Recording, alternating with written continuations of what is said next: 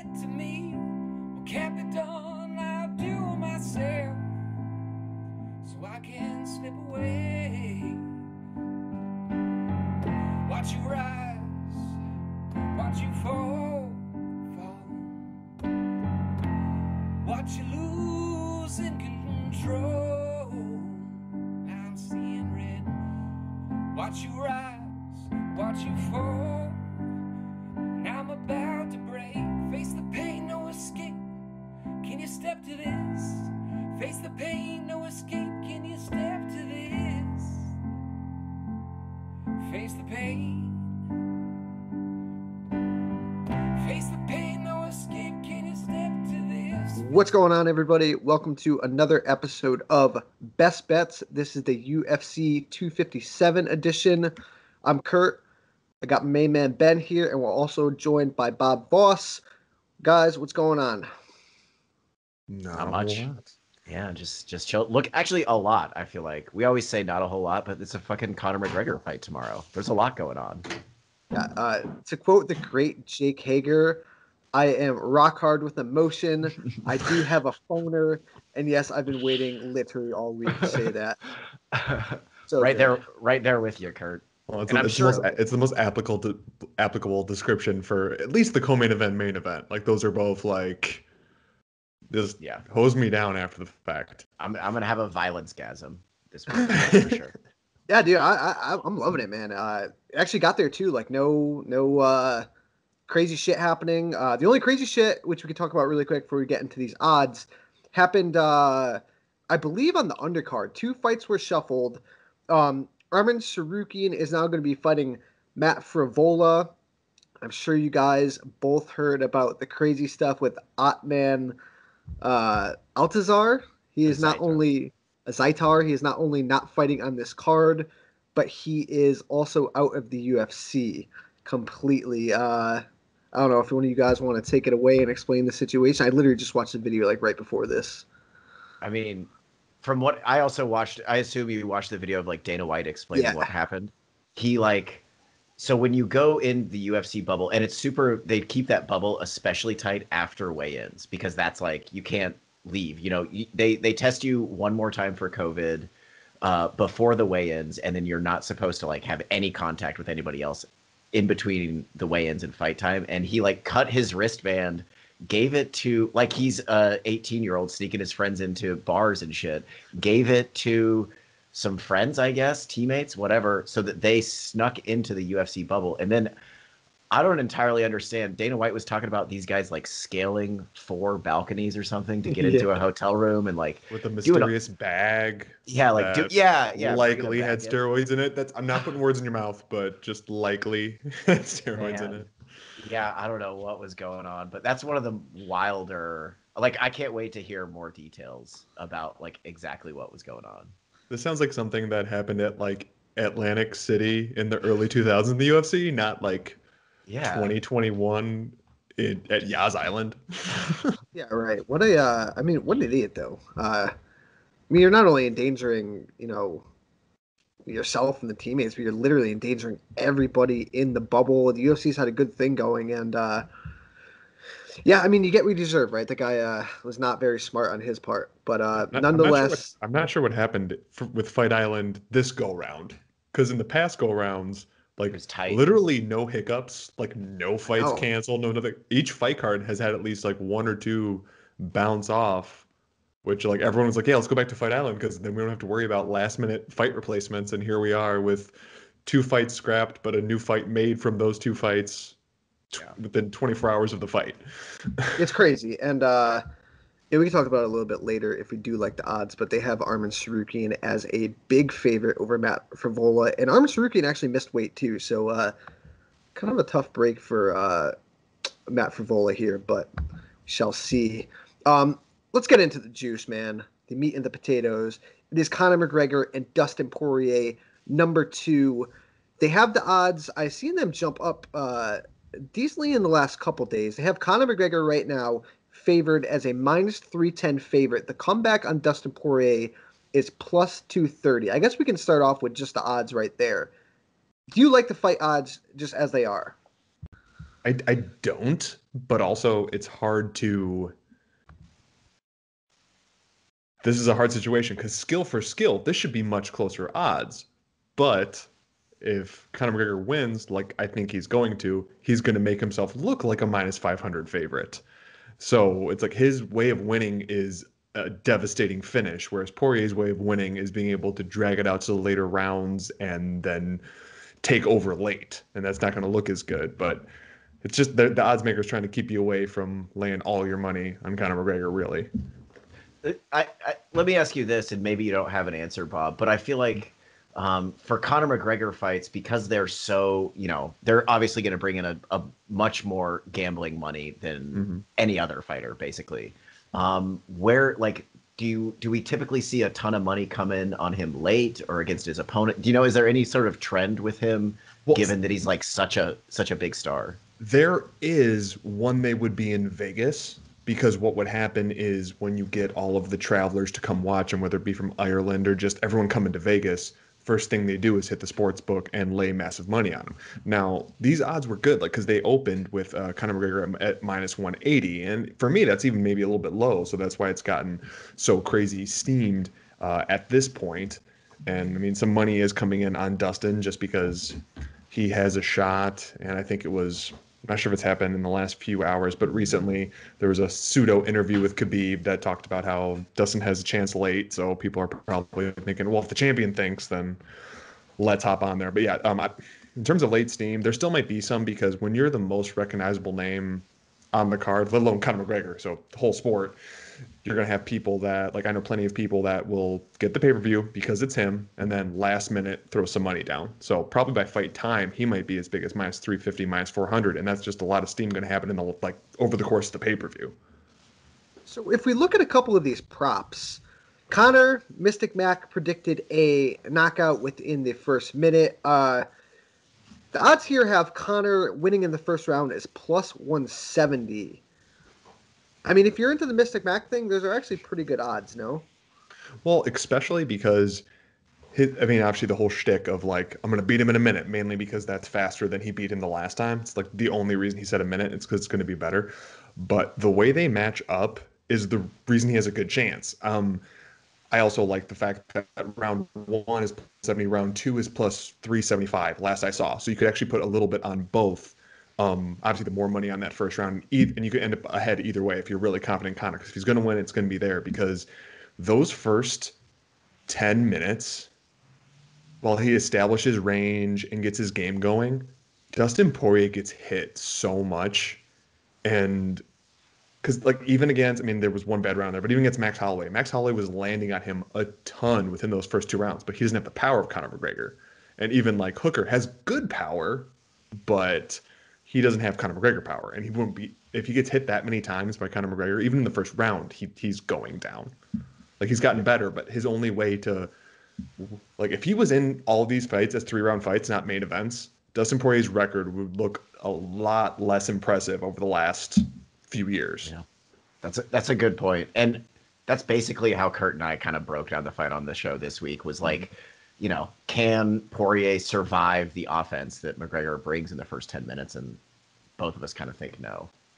Well, go ahead. I mean, the crazy thing is, and you didn't see as much with the Cerrone fight, but the hardest part is realizing that Conor McGregor truly is a counter striker.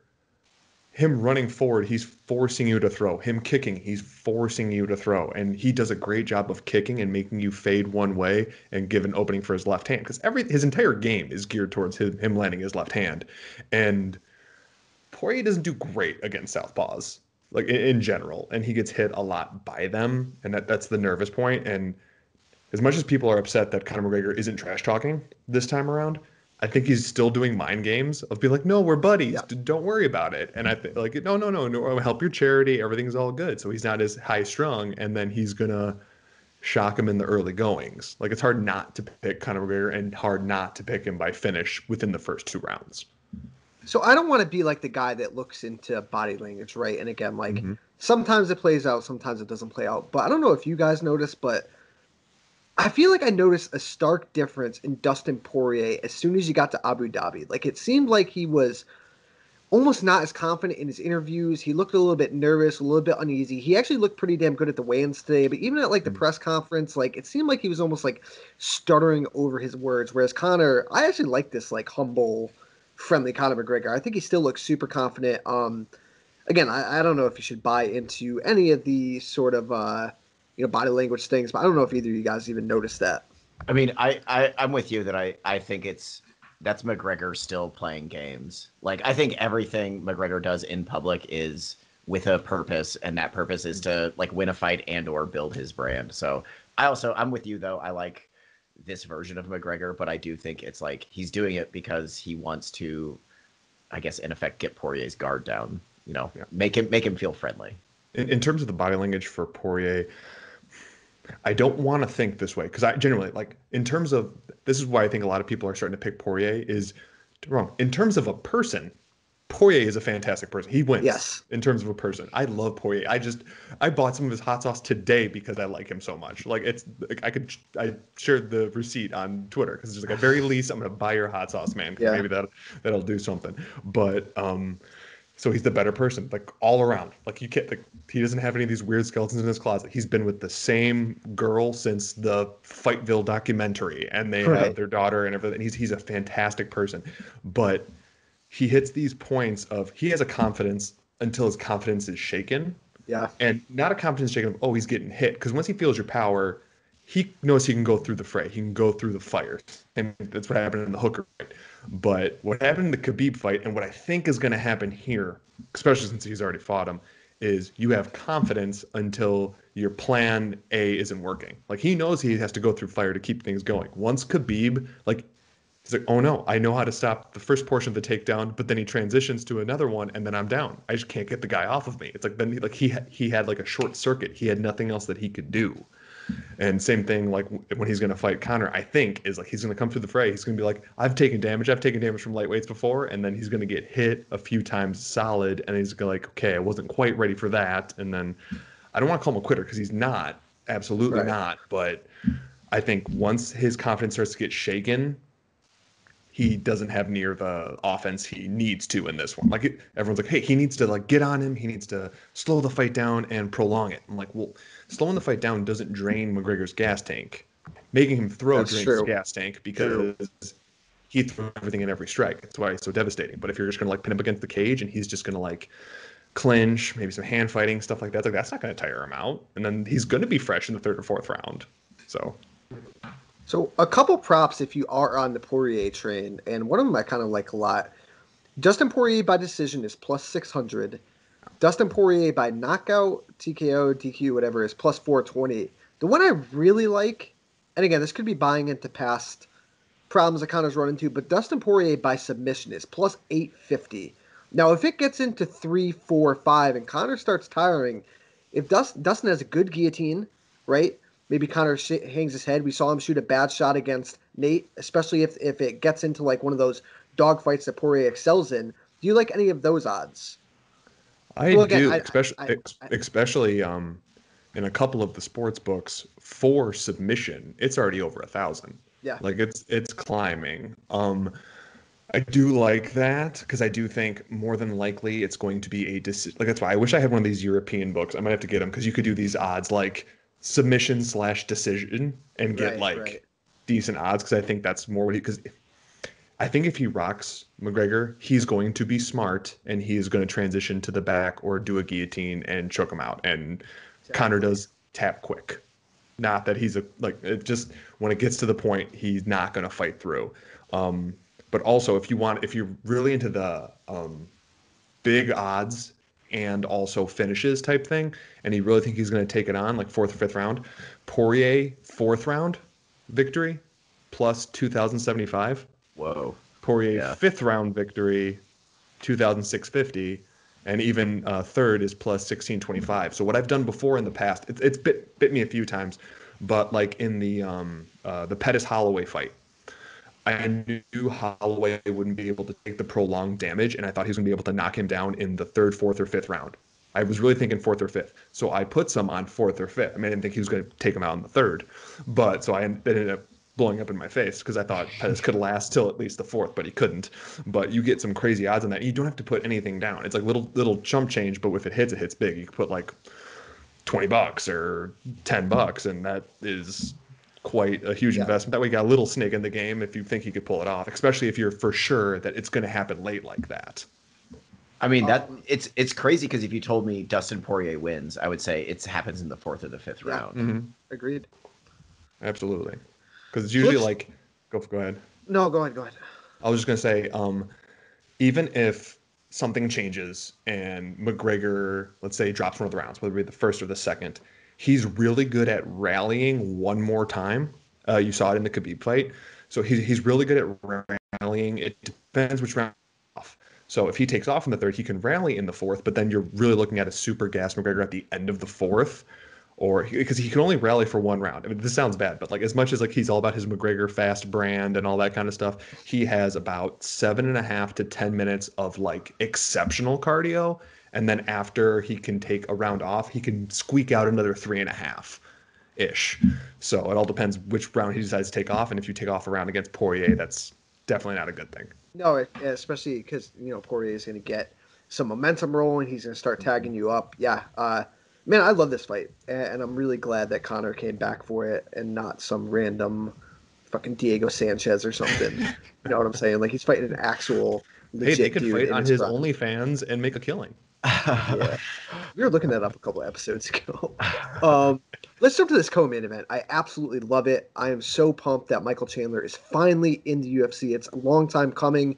They're giving him a doozy of a first fight. He's fighting Dan Hooker. Chandler, I'm kind of surprised, is a slight underdog. I thought it would be legit right down the middle pick 'em, but right now they have Dan Hooker as a minus 140 favorite with the comeback on Michael Chandler being plus 110. How do you like those odds? I'm actually pretty shocked by them. I'm with you on that. Like I thought this was going to get opened dead pick 'em, and then we would see where things would go. The fact that Chandler was like when we did our show earlier in the week, he was plus 105, and I'm like, well, that's a steal. I got you giving me dog money on Chandler, and then now he's plus I think 132 is the last I saw. It's like that is. I understand he's 35. I understand he's taking a little bit of damage, but he is degrees faster than Hooker. Like his speed is utterly ridiculous compared to Hooker, and if he goes across and gets him to, like Hooker's had issue. His output goes way down when he goes against wrestlers because he has to defend, and Hooker is fast. I'm sorry. Chandler is super fast, actually has good striking, and is pretty good at softening you up once he gets you down. So I was beyond shocked about this. This is like I wouldn't say this is a steal of like the year or anything like that, but the fact that you're getting Michael Chandler, who to me is by far the better athlete. He's faster, stronger, maybe doesn't have as much punching power, but as long as he watches out for that knee coming in that Hooker's so good at, it's like he could just, and the fact that this is 3 rounds. The fact that this is 3 rounds, I love. Like, because he can go full bore speed for 2.5 rounds and just lay and hold the rest of it. So no, I love him at plus 132. I was shocked it got that high. I thought I was getting a steal at plus 105, and apparently I picked too early. So any dog money on Chandler you think is like green light, go for it. Yeah, he's the type of guy, he's going to fight for your money always. Yes, he's taking some damage and you might get a weird fluke thing like, oh, he gets hit in the calf again. I mean, although I think that's more of a once in a lifetime thing, and I blame his corner more for pulling the stool. I think he could have rallied kind of like Henry Cejudo did against Mighty Mouse if he had a little bit of time. But him at dog money against just about any lightweight, he's gonna fight for your money. He's gonna go. There's a couple people that if there are dogs, you bet them because they will fight for your money and they find ways to win. Even in the lightweight division, Chandler, Do Bronx is that way, and a couple other lightweights at the upper tier. It's like they can finish or find a way to win, and if they can, they will. Yeah, I really like Chandler here, and like you said, man, the 3-round thing I think plays heavily in his favor, especially if he banks some takedowns early and wears on Dan Hooker. I think this is going to be great for him. You know, one underdog pick I like on this main card, I kind of like Marina Rodriguez at plus 240. Both of these women only have 1 losses, but it seems like every time Amanda Ribas fights, she's got, big odds for her. Do you like that line at all?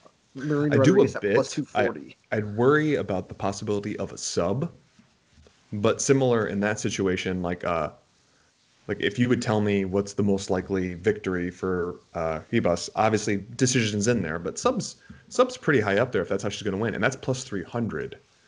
So if you have plus 300 for her to sub, and you're getting it Rodriguez straight at almost plus 300, I'm not always a huge fan of hedging because obviously it's like if you have a side you're confident on, like definitely Rodriguez is longer and can definitely hit her coming in. I just worry that this seems like there's certain spots where the UFC is kind of setting somebody up, like they know something and they want them to look good. And Ribas seems like someone they have a lot of investment in. Like obviously they gave her Paige Van Zandt, which was ridiculous. Like that was utterly ridiculous. But there was no way Paige Van Zandt was going to win that fight ever. And yes, it was also making her look bad on the way out. So in terms of like the fact that it's huge dog odds, absolutely. Rodriguez she will fight for your money. She's a dog that will fight for your money. And honestly, like it actually hasn't really changed that much. I thought the odds were a little bit closer when it came out. It was minus 280 even when it came out. Jeez. But I do like Ribas in general, but I agree that these odds are a bit ridiculous. I could understand Ribas being like minus 170, minus 175. So the fact that it's already minus 300 that's a little bit disrespectful to the skills that Rodriguez has and how much better she's getting.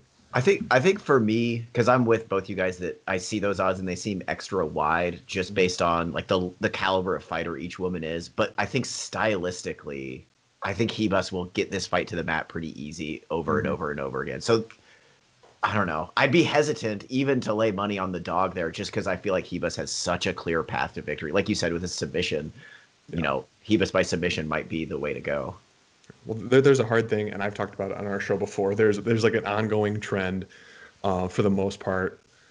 This is hard because this is starting to when you're getting to the upper tier, but lower tier female MMA, basically once you get outside the top 10, and then the same thing with heavyweight MMA outside of the top 5. If you consistently pick the dog, you'll end up ahead in the future. There's way too many upsets going there with heavyweights being heavyweights and getting surprised in WMMA fights. It doesn't always work. Obviously, I had to eat a little bit of crow with the fact that Roxanne Modafferi didn't win last week. But I'll tell you what, I've still made money on her long term. So that's all that matters.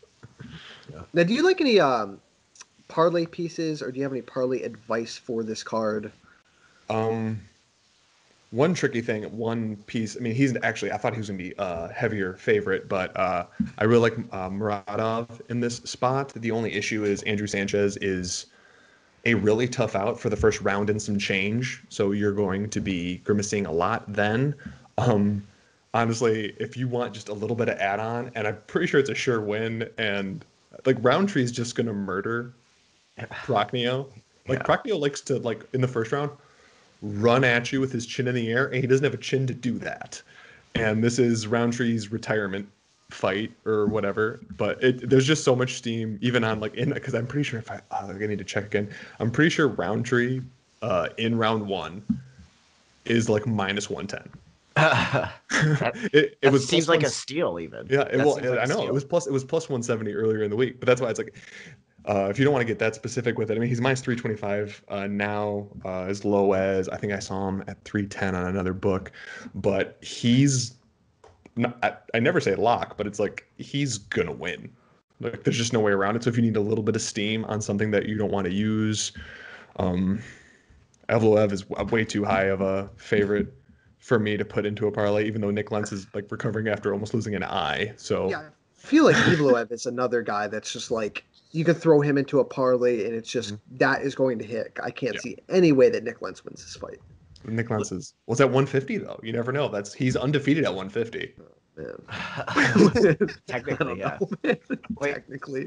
let me ask you this, and I haven't listened to your show this week, so I have a feeling you're going to tell me. I have a feeling you're going to tell me this is a stay away fight, but I can't stop, won't stop for the life of me picking Antonio Carlos Jr. Shoeface to win every single fucking fist fight that he's in. Am I crazy? Like he is. It's basically pick him, right? Yeah.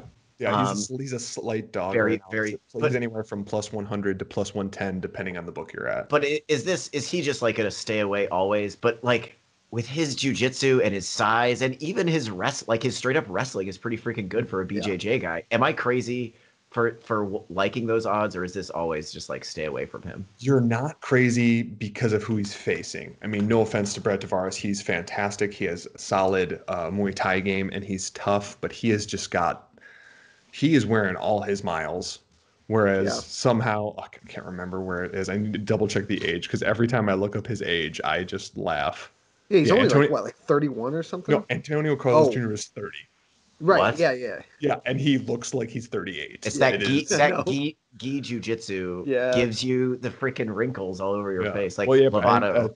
Tavares is 33, so not. I mean, Right. he's my age, but he's one of those testing blocks for if guys are ready to move on. But the only thing I worry about in that spot is I do think Shoeface is going to be winning early. He's just another one of those guys that his gas tank can't push him through 3. So if it's super close second, you're going to get real nervous. But that is something that I would keep an eye on. And if those odds continue to go up, because you're going to have like a lot of this stuff is going to change because you're going to have obviously people that are betting on Conor, but like also want some action just on this fight card because it's such a big fight card. So on the bigger fight cards, the bigger pay-per-view, you'll get more money in later. So you'll see some fluctuation. So like you're seeing Roundtree at minus 325. That might get all the way up to minus 400 when you have people just like throwing people in parlays. Like, I want to have money on Conor, so let's put Conor with this other big favorite, like that type situation. So you might have Carlos Jr. getting higher and higher. And if he's getting to like plus 120, plus 130, plus 140, like those type odds, it's like, then you're for sure worth it. When it's a pick 'em, it's a little bit of an issue because I don't know.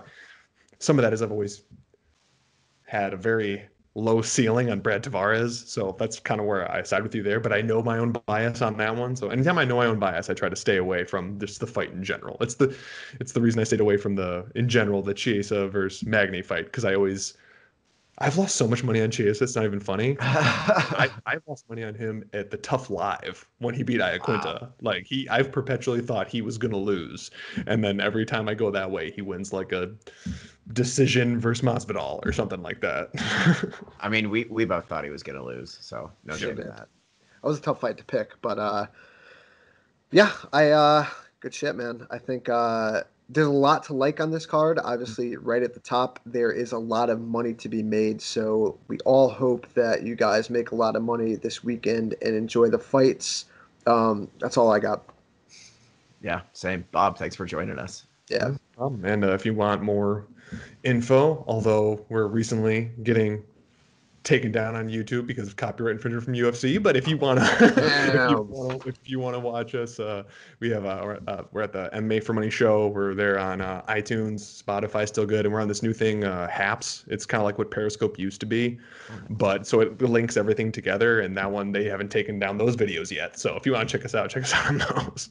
Yeah, be careful, man. Dana's out there getting these illegal streamers. He might be coming after you next. Well, we finally started. Since we hopped on Haps within this last month, we were able to have like a secondary window of like highlight videos of whoever we're talking about behind us, and for like terms of being able to use it, we follow all of the terms of as long as you're commenting on it, parroting it, commentating, or like any one of those things, and that's what we do for each one of them. But apparently, McGregor fight week, it doesn't happen to us in the last 3-4 weeks, but apparently McGregor fight week, everything's getting taken down. Yeah, everything changes for Conor. Yeah, Bob, thanks again, man. Please, guys, check out his show as well as subscribing to our show as well. We appreciate it. Win some money this weekend. Talk to y'all soon. Face the pain, no escape. Can you step to this? Face the pain.